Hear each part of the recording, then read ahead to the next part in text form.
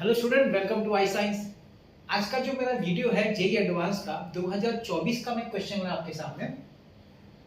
Chapter आप बोल सकते हैं यूनिट्स एंड मेजरमेंट्स या डायमेंशंस। और ये जो टॉपिक है वो डायमेंशनल एनालिसिस का जो यूज हो सकता है, किस तरीके इसको हम लोग अप्लाई करते हैं, उस पे एक क्वेश्चन आपको पूछा गया था 2024 में जेई एडवांस में। चलिए देखते हैं। और मैं बता दूं कि क्वेश्चन सॉल्व करने के बाद मैं कुछ टिप्स देता हूं आपके लिए, स्टूडेंट्स के लिए, कि किस तरीके से आप अपना मार्क्स इंप्रूव कर सकते हैं अपने एंट्रेंस एग्जाम में, वो सम सॉल्व करने के बाद। चलिए देखते हैं क्वेश्चन क्या है। अ डायमेंशनलेस क्वांटिटी। अब डायमेंशनलेस क्वांटिटी मतलब उसमें डायमेंशन नहीं है, यही मतलब हुआ। Is constructed in terms of electronic charge E, permittivity of free space epsilon naught, Planck's constant h, and speed of light c. If the dimensionless quantity is written as, अभी इस तरह से रखिए, क्या मैं पढ़ देता हूँ, e raised to alpha, epsilon naught raised to beta, h raised to gamma, c raised to delta या del, जो भी आप बोले, and n is a non-zero integer, then alpha, beta, gamma, delta is given by. तो सबसे पहले मैं क्या लिखूंगा, देखिए, सबसे पहले मैं लिखूंगा e raised to alpha, epsilon naught raised to beta, h raised to gamma, c raised to delta is equal to m0 l0 t raised to 0 a raised to 0. I hope you agree with this. मैंने ऐसा क्यों लिखा? ऐसा इसलिए लिखा क्योंकि उन्होंने बोला है कि भाई ये तो डायमेंशनलेस है, इसका जो भी ऊपर पावर होगा वो सब नेट पावर 0 होना चाहिए, मास, लेंथ, टाइम। और ए मैंने क्यों लिखा है? क्योंकि चार्ज भी है ना, तो चार्ज में तो करंट आने वाला है, तो करंट को हम लोग ने ए ले लिया। कोई लोग आई भी लेते हैं, ए लेते हैं, दैट इज ओके, ठीक। तो सबसे पहला स्टेप एज पर गिवन मैंने लिखा। अब हम लोग क्या करेंगे, हर एक का डायमेंशन लिखेंगे। अब आपको याद है तो बहुत अच्छी बात है, लेकिन मेरा हमेशा रहता है कि मैं एक्सप्लेन करूंगा, तो मैं आपको एक्सप्लेन करूंगा हर एक डायमेंशंस का अलग अलग। तो मैं साइड में कर देता हूं क्योंकि एक्सप्लेनेशन पार्ट है। जिन लोगों को याद है वो लोग बोलेंगे सर हम तो डायरेक्टली करेंगे, दैट्स ओके। मैं बात करता हूं ई का। पहला बात है ई इज चार्ज। तो चार्ज मतलब क्या? करंट इनटू टाइम, QT का, sorry, current into this is charge, तो current will be charge is equal to QT, that is sorry, I into T. I'm very sorry. It is current into time, I into T. अब I into T का मतलब ये हुआ कि I को हम लोग ले सकते A, है ना, एम्पियर, और T को हम लोग से टाइम। तो देखिए यहाँ क्या लिख रहा हूँ, टाइम को लिख रहा हूँ और A लिख रहा हूँ रेज टू अल्फा। मैंने सबसे पहले चार्ज का लिख दिया, ओके। अब हम लोग जाते हैं एप्सिलॉन नॉट। अब भाई एप्सिलॉन नॉट कैसे? देखिए मैंने अभी बोला, आपको याद हो तो बहुत अच्छी बात है, कई लोग लर्न भी कर लेते, वेरी गुड, लेकिन मैं एक्सप्लेन कर रहा हूँ जिन लोग से लर्न नहीं हुआ है। मेजॉरिटी लोग तो लर्न नहीं कर पाते, तो उन लोगों को कैसे करने का एग्जाम में। तो देखिए एप्सिलॉन नॉट है, तो कैसे आप अपने फॉर्मूला अप्लाई यूज कर सकते हैं ना, कौन सा वाला, कूलम्ब्स लॉ का 1/4 pi epsilon not q1 q2 upon r²। तो epsilon naught will be equal to q1 q2 upon 4 pi f r²। अब चलिए डायमेंशन जो दिया चार्ज के, अपना जो भी फॉर्मूला है उससे अब तो डायमेंशन लिख लेते हैं।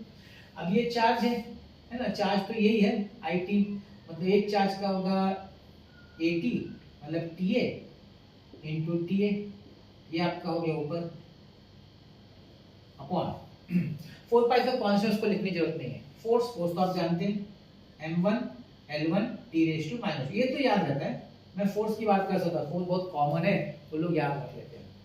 और ये हो जाएगा आपका L2।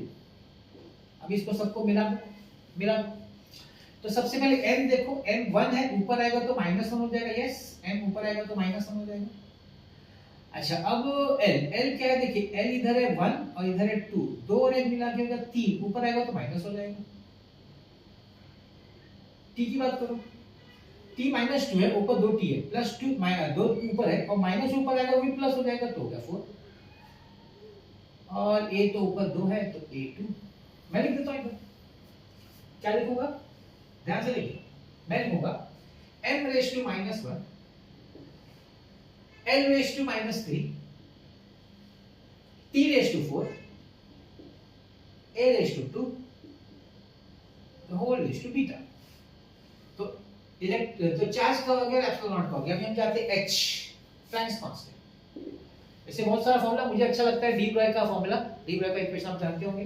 क्या फॉर्मूला है? Lambda is equal to h upon momentum mv। तो इधर से आपको h मिलता है, lambda mv। Lambda is wavelength, length है, तो ये आपको दे देगा l, लैम्ब्डा l दे देगा, ठीक। ये आपका मास है, मास देगा m, ओके। ये आपका वेलोसिटी है metre per second, that is length, and t raise to -1। अब इसको कंबाइन कर दो, इसको आप टोटल कंबाइन करेंगे तो ये कितना हो जाएगा आपका? m1 हो जाएगा, l2 हो जाएगा, t - 1 m1 l2 t - ठीक है। तो मैं लिखता हूं m1 l2 t - 1 the whole raise to gamma. और ये लास्ट में तो वेलोसिटी है ना, स्पीड ऑफ लाइट वेलोसिटी है मीटर पर सेकंड, उसका तो निकालने की जरूरत, डायरेक्ट लिख देंगे L1 t raised to -1 raised to delta is equal to m0 L0 t0 a0। अब चलिए सब जमा करते हैं हम लोग। सबसे पहले m जमा कर लेते हैं। m ध्यान से देखिएगा, m -1 raised to beta is minus beta, 1 raised to gamma is plus gamma, बस इतना ही है। अब आते हैं m के बाद l पे आ जाते हैं। l -3 into beta is -3 beta, 2 into gamma is 2 gamma, plus 1 into delta is delta, ठीक। ml हो गया, t पे आ जाते हैं। t इधर अल्फा है, t यहाँ पे 4 बीटा है सेकंड में, तीसरे में t है माइनस गामा, और चौथे में t है माइनस डेल्टा, और लास्ट a पे आ जाते हैं। a यहाँ पे अल्फा है, a यहाँ पे 2 बीटा है, बस और कहीं नहीं है। Is equal to m0 l0 t0 a raised to 0। अब तो इक्वेशन बन रहा है, देखिए फाइनली हम लोग का हो रहा है सॉल्व। तो पहला minus beta plus gamma is equal to 0, -3 beta plus 2 gamma plus delta is equal to 0, alpha plus 4 beta minus gamma minus delta is equal to 0, alpha plus 2 beta is equal to 0। क्योंकि no dimensionless है ना, dimensionless मतलब सबका power 0 होना चाहिए। अब इसकी मदद से बस हम लोग को अल्फा बीटा गामा निकालने का है। चलिए देखते हैं। मैं क्या करता हूं, सबसे पहले मैं इसको लेता हूं, इसको मैं पहले लेता हूं। अब देखिए क्यों, alpha plus 2 beta is equal to 0, तो alpha is equal to -2 beta, ठीक। एक एक स्टेप समझिएगा, मैंने वो ले लिया। अब मैं ये छोटा दिख रहा है, मैं इसको लेता हूं। Minus beta plus gamma is equal to 0, मतलब beta is equal to gamma, तो इसमें ऐड कर देता हूं, ये चीज मैं यहाँ पे ऐड कर देता हूं, तो ये लिखा जाएगा alpha is equal to -2 beta is equal to -2 gamma. ये मेरा नया इक्वेशन, मतलब 3 आ गया। अब मुझे सिर्फ डेल्टा का डेल का देखने का है। अब डेल के लिए हम लोग कौन सा यूज कर सकते हैं? मेरे पास 2 इक्वेशन रह गया, मैं ये वाला यूज करता हूं, -3 बीटा प्लस 2, अब गामा तो बीटा ही है ना, मैं इधर ये यूज कर रहा हूं, 2 beta plus delta is equal to 0, minus beta minus delta, लो बीटा भी डेल्टा हो गया। अब वो इधर ऐड कर देंगे, कंबाइन कर देंगे, तो हम लोग को फाइनली क्या आएगा? Alpha is equal to -2 beta -2 gamma is equal to -2 delta. अब हाई को समझना है, क्योंकि बीटा गामा भी है और बीटा डेल्टा भी, तो जो बीटा के साथ होगा सिर्फ अल्फा गामा और डेल्टा के साथ भी वही लिखा जाएगा, बीटा डेल्टा गामा, क्योंकि वो इक्वल मैंने बता दिया। आगे देखिए, next divide by 2, divide by 2। अब डिवाइड बाय 2 करेंगे तो क्या हो जाएगा? Alpha upon 2, alpha upon 2 is equal to beta upon -1 is equal to gamma upon -1 is equal to delta upon -1 equal to suppose n दिया हो n। So what is alpha is equal to 2n, what is beta is equal to -n, what is gamma equal to -n, what is delta equal to -n, मतलब ये होगा 2n -n -n, and where is the answer? The answer is A. Option is A answer. तो that was single correct answer का question 2024 का। I hope आपको समझ में आ गया होगा। बड़ा इजी है, बहुत आराम से करने का, धीरे धीरे करने का, आपको आंसर आ जाएगा। अब मैं आता हूं कि जो मैं हर बार मैं चाहता हूं कि मैं अपने स्टूडेंट्स को प्रॉपर गाइडेंस दूं, हर लेक्चर में देता हूं, क्योंकि कोई नए हो सकते हैं, कोई बहुत दिन बाद आ सकते हैं, या कोई भूल गए होंगे तो उनके लिए नया हो जाता है, वो चीज वापस हो जाती है। हमें अगर अपने एंट्रेंस में स्कोर करना है, फिजिक्स की मैं बात करता हूँ, वो सब और पे भी लागू होता है, लेकिन मैं फिजिक्स पे अपने आप को रखता हूँ। 3 स्टेप फॉर्मूला है। पहला स्टेप फॉर्मूला है फॉर्मूला बुक। फॉर्मूला बुक सबसे पहला काम, आपको पहला स्टेप करना है अपना एक अच्छा सा फॉर्मूला बुक खुद के हाथों से बनाने का, खुद लिखने का, हर एक टर्म क्या क्या रिप्रेजेंट करता है, क्या डिनोट करता है लिखने का, सिंबल क्या डिनोट करता है लिखने का। कितना ही बड़ा फॉर्मूला बुक बने, एक एक चैप्टर अगर 3, 4, 5 पेज ही बनता है, वो टेंशन है। ये नहीं सोचने का कि मैं मैप जैसे ना, माइंड मैप जैसा बना दूं एक पेज में, no, I don't go with that. आपको डिटेल में फॉर्मूला बुक बनाए, डिटेल में फॉर्मूला बुक, आपको थियोरी नहीं लिखना है, फॉर्मूला को डिटेल में लिखना है, एक टर्म आपको समझ में आना है। ये पहला काम करना है। अब इसका फायदा क्या होगा? एक फायदा होगा, जब आप सम सॉल्व करेंगे तो वो फॉर्मूला आपका लिखा हुआ, आप उसको रिफर करके सॉल्व कर सकते हैं। मगर सबसे बड़ा फायदा पता है कब होगा? जब आपका एंट्रेंस एग्जाम होगा ना, जेईई मेंस का होगा या एडवांस का होगा, तो एक दिन पहले क्या करने का लोग पूछते हैं, तो फॉर्मूला बुक देखने का जो आपने बनाया है। अगर आप किसी और का फॉर्मूला बुक देखेंगे तो कोई फायदा नहीं होगा। आपको तभी फायदा होगा जब आप अपना फॉर्मूला बुक बनाया हुआ पढ़ेंगे ना, तो आपको बहुत कुछ चीजें आपके दिमाग में आएंगी, सेटल होंगी, समझ में आएगा आपको, क्योंकि आपने लिखा होगा। ठीक। दूसरा 2, क्योंकि आप एडवांस अगर लेना चाहते हैं तो 2 रेफरेंस बुक तो मिनिमम चाहिए, 2 मिनिमम। एक और बढ़ गया तो अच्छा है, मतलब 2 अच्छा सा रेफरेंस बुक लेने का। जैसे आपको कॉलेज या क्लासेस में कोई कंसेप्ट, टॉपिक, थ्योरी सिखा दिया ना, तुरंत रेफरेंस बुक ओपन करने का, फॉर्मूला बुक सामने रखने का, स्टार्ट करने का, सॉल्व करने। आप मत रुकिए इसके लिए कि आपको टीचर जो पढ़ा रहा है वो आपको एमसीक्यूज कराएगा, नहीं।